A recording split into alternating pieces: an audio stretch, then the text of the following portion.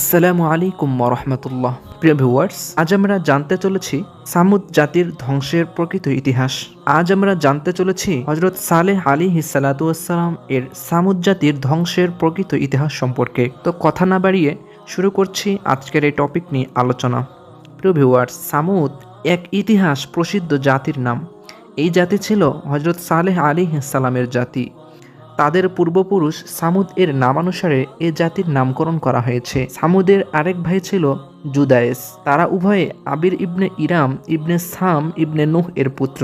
আদ জাতি ধ্বংসের প্রায় 500 বছর পরে হযরত সালেহ আলাইহিস সালাম কওমে সামুদের প্রতি নবী হিসেবে প্রেরিত হন। হযরত সালেহ আলাইহিস সালাম হযরত নূহ আলাইহিস সালামের বংশধর।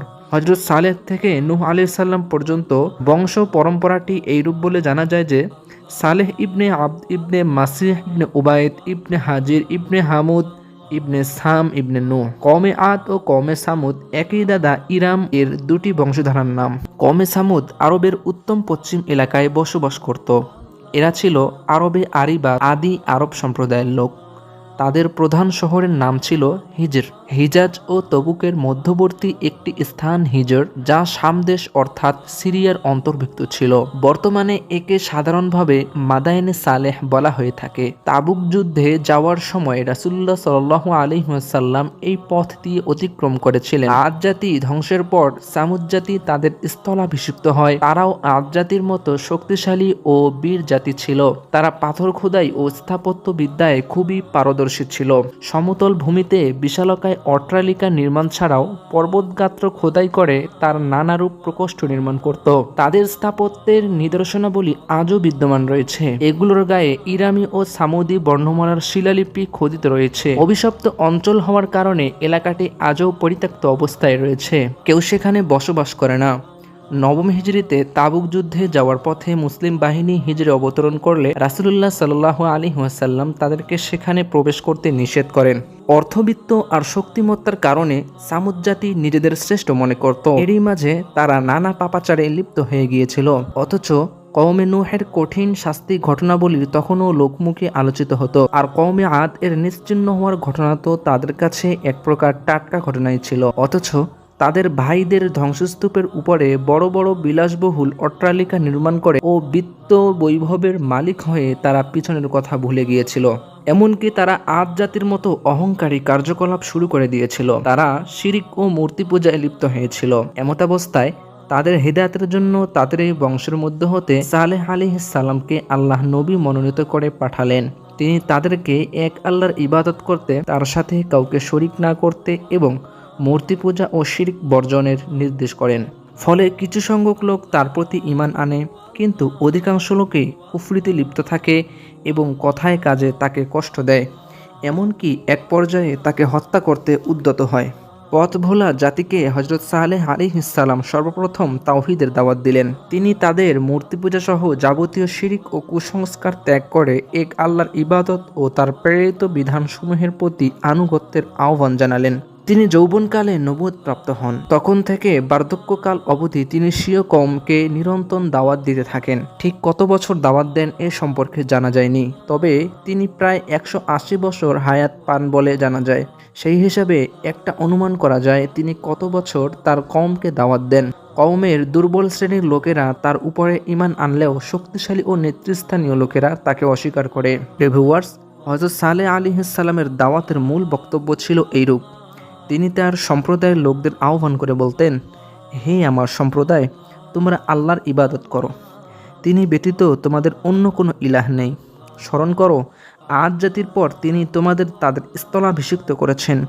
তিনি তোমাদেরকে পৃথিবীতে এমনভাবে প্রতিষ্ঠিত করেছেন যে তোমরা সমতল ভূমিতে প্রাসাদ ও পাহাড় কেটে বাসগৃহ নির্মাণ করছো। সুতরাং আল্লাহর অনুগ্রহ স্মরণ করো এবং পৃথিবীতে বিপর্যয় ঘটিও না। তার সম্প্রদায়ের দাম্ভিক প্রধানরা সেই সম্প্রদায়ের ঈমানদার যাদের দুর্বল মনে করা হতো তাদের বলল, তোমরা কি জানো যে সালেহ আল্লাহ কর্তৃক প্রেরিত? তারা বলল, তার প্রতি যে বাণী প্রেরিত হয়েছে আমরা তাতে বিশ্বাসী। দাম্ভিকরা তো বলল, তোমরা যা বিশ্বাস করো আমরা তা প্রত্যাখ্যান করি। ইতিপূর্বেকার ধ্বংসপ্রাপ্ত জাতিগুলির ন্যায় কওমে সামুদ ও তার নবী হযরত সালেহ আলাইহিস সালামকে অমান্য করেছিল। তারা বিগত আদ জাতির ন্যায় পৃথিবীতে অনর্থ সৃষ্টি করতে থাকে।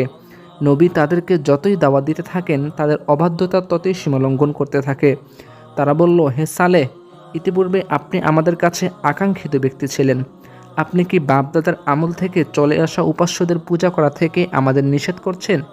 অথচ আমরা আপনার দাওয়াতের বিষয়ে যথেষ্ট সন্দিহান। এছাড়া তারা নবীকে মিথ্যাবাদী বলেও আখ্যা দিল। হজরত সালেহ আলাইহিসসালাম এর নিরন্তর দাওয়াতে অতিষ্ঠ হয়ে সম্প্রদায়ের নেতারা স্থির করল যে তার কাছে এমন একটা বিষয় দাবি করতে হবে যা পূরণ করতে তিনি ব্যর্থ হবেন এবং মিথ্যাবাদী প্রমাণিত হবেন। এর ফলে তার দাওয়াতও বন্ধ হয়ে যাবে।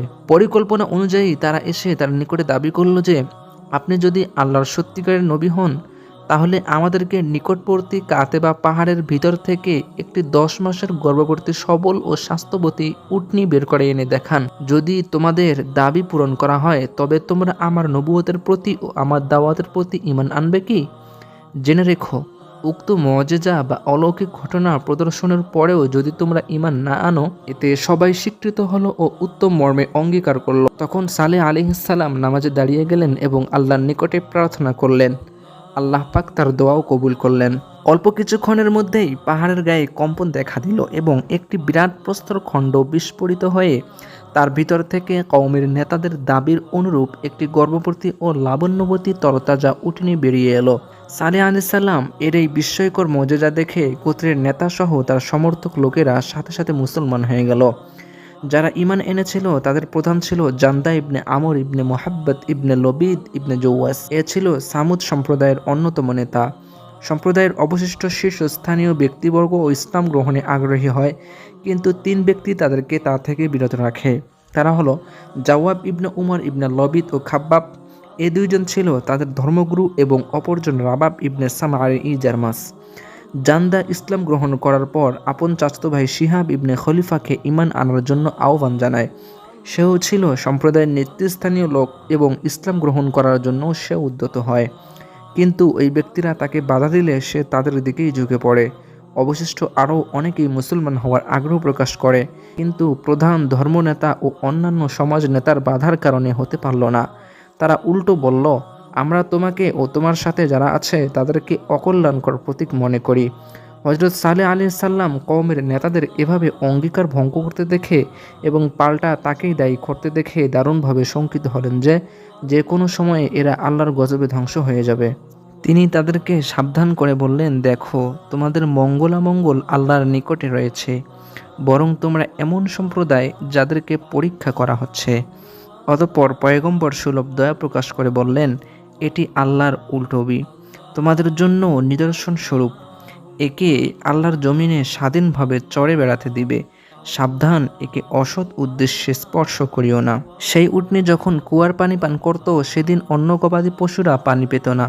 এর জন্য আল্লাহর নির্দেশে হযরত সালেহ আলাইহিস সালাম পানি বন্টন করে দিয়েছিলেন এভাবে যে একদিন উষ্ট্রের ও পরের দিন তোমাদের পানি পানের জন্য পালা।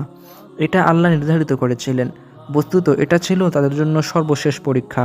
সামুদ জাতির লোকেরা যে কূপ থেকে পানি পান করত ও তাদের গবাদি পশুদের পানি পান করাতো, এ উষ্ট্রিও সেই কূপ থেকে পানি পান করাতো। মোট কথা, উষ্ট্রি যেদিন পানি পান করত সেদিন কুয়ার পানি নিঃশেষ পান করে ফেলত। অবশ্য ওই দিন লোকেরা উষ্ট্রির দুধ পান করত এবং এই পরিমাণ দুধ পাওয়া যেত যে বাকি দুধ দ্বারা তাদের সব পাত্র ভরে নিত। সুবহানাল্লাহ। তো ভিউয়ার্স, ভিডিওটি লং হয়ে যাওয়ার আশঙ্কায় ভিডিওটি আজ এ পর্যন্ত স্থগিত রইল। এরকম আরও ভিডিও পেতে অবশ্যই আমাদের চ্যানেলটিকে সাবস্ক্রাইব করে সাথে থাকবেন। সকলের সুস্থতা কামনা করে এখানে বিদায় নিচ্ছি। আসসালামু আলাইকুম ওয়া রাহমাতুল্লাহ।